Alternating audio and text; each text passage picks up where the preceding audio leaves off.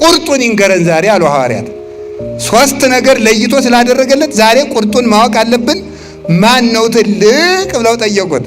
እሱ ደግሞ ነገሩን ከጉዳይ ያወጣና ወፀዋ አሃደ ሕፃነ ወአቀመ ማእከሌሆሙ ነገሩን ጴጥሮስንም ሳይጠራ ዮሐንስንም ሳይጠራ ቶማስንም ሳይጠራ ሌላውንም ሳይጠራ አንድ ሕፃን መጣና ከመካከላቸው አቆመ።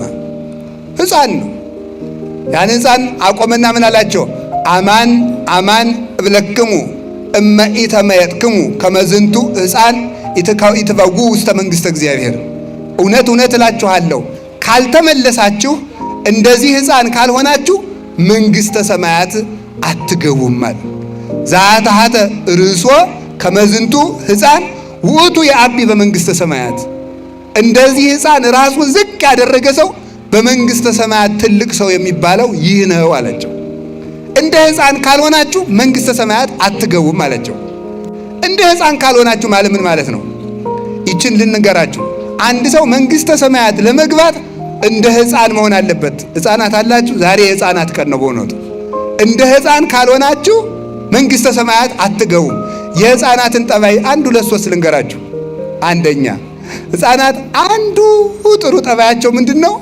አማኞች ናቸው። ምኖች ናቸው? አማኞች ናቸው። ሁሉን እንደሚያምኑት ማለት ነው። ይሄንን ወስጄ ይሄ ስሙ እንግዲህ ተቀርጾ መስቀል ነው ግን እንጨት ነው፣ ይሄ ወርቅ ይባላል ብለው እሺ። ማን ነው እንደዚያ የሚለው? ሕፃን ማለት ነው። ይሄ ሰው ነው ስሙ ብለው እሺ ነው የሚለው ማለት ነው። ሕፃን አማኝ ነው። ሃይማኖት ይኖራችሁ ማለት ነው። እንደ ሕፃናት ያለ ሃይማኖት የለው ሰው የለም።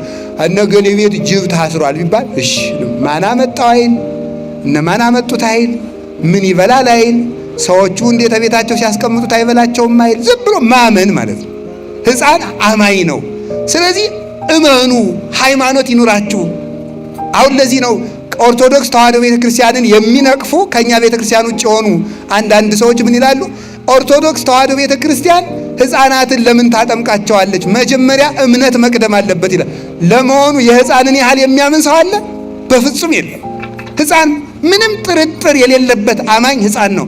ጥርጥር የሌለበት ሃይማኖት ከሌላችሁ መንግሥተ ሰማያት አትገቡም ማለት ነው። ከቃሉ ጋር ናችሁ? ከቃሉ ጋር ናችሁ? ሕፃን አይፈራም፣ ያምናል። በፍጹም ነው የሚያምነው። ሁለተኛ ደግሞ ሕፃን ምን በላ ምን ጠጣ የሚቀጥለው ዓመት ምን ይሆናል ብሎ አይጨነቅም።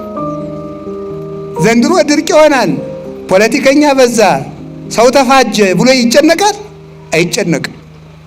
ፈጽሞ አይጨነቅም። ለዚህ ዓለም አትጨነቁ፣ ለሰማይ መንግሥታችሁ ተጨነቁለት። የሰማይ መንግሥት ስትፈልጉ የምድር መንግሥት ይሰጣችኋል። የሰማይ ሰላም ስትፈልጉ የምድር ሰላም ይሰጣችኋል። የሰማይ ሀብት ስትፈልጉ የምድር ሀብት ይሰጣችኋል።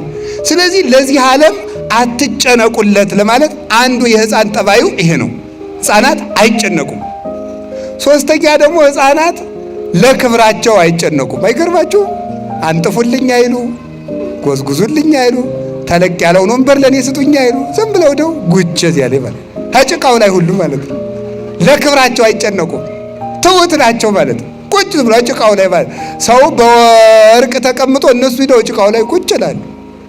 ለክብርህ አትጨነቅ ነው።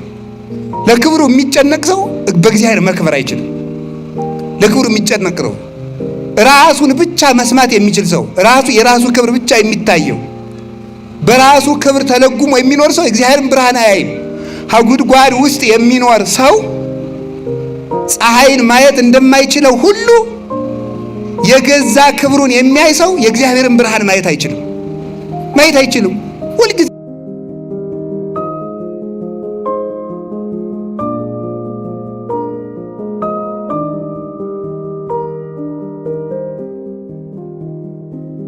እንቁራሪት አሉ የምትጮህ ባህሩን የማስተዳድረው እኔ እየመሰላት ነው አሉ። በጣም እኮ የሚገርማችሁ ማለት ማታ ማታ ወንዙ ስጮህ አትሰማትም? እንቁራሪት የምታቅራራ የባህሩ ጌታ እኔ ነኝ ብላ ነው ማለት ነው። ግን የሚያኖራት ማን ነው? ባህሩ ነው የሚያኖራት። ባህሩ ያኖራታል እንጂ እሷ ባህሩን አታኖረው። ሰው ከሌለ ዘንድ እኛ ነው ሰው የሰው በላይ ይሆን ይመስልናል በእውነቱ ማለት ነው። ስለዚህ ትንሽ ከጸለይን፣ ትንሽ ከጾም፣ ትንሽ ከሰገድን እኮ ኩራታችን እኮ አያስቀምጥም። ስንፈርድ ገና መጸለይ ከመጀመራችን ሳምንት ሳይሆነን እገሌ እኮ አይጸልይም። ገና መጾም ከጀመራችን 3 ቀን ሳይሆነን እገሌ እኮ አይጾምም። አየሁ ይሄን አውደልድል ስንት ቤተክርስቲያን እየጠፋ ይላል። ተመልከቱ። አንዲት ሴትዮ ገዳም ዕለቱን ገብታሉ እሳት እየሞቀች እሳቱ ፍንጥር ብሎ ፈጃታሉ። ፍንጥር ብሎ ሲፈጃት ዕለቱን ገዳም የገባችለት ነው።